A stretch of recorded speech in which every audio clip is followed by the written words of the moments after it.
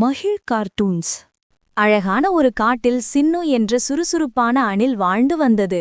ஒரு நாள் அணில் தனக்கு கிடைத்த மிகப்பெரிய கொட்டையுடன் மகிழ்ச்சியாக மரத்தில் ஏறிக் கொண்டிருந்தான்.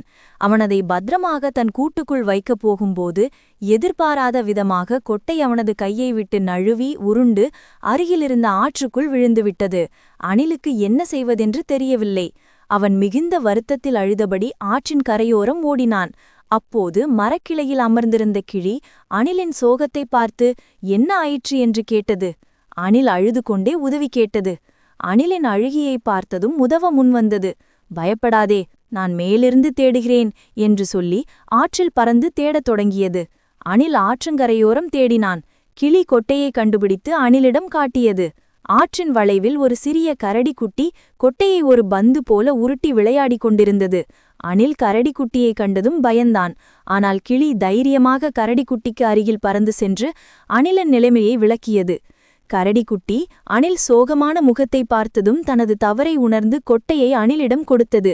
அணில் கொட்டையை வாங்கிக் கொண்டு பப்பட்டுக்கு நன்றி சொல்லி மூவரும் பகிர்ந்து சாப்பிட்டனர். நட்பும் உதவியும் சேர்ந்தால் மகிழ்ச்சி பெருகும் என்று அவர்கள் புரிந்து கொண்டனர்.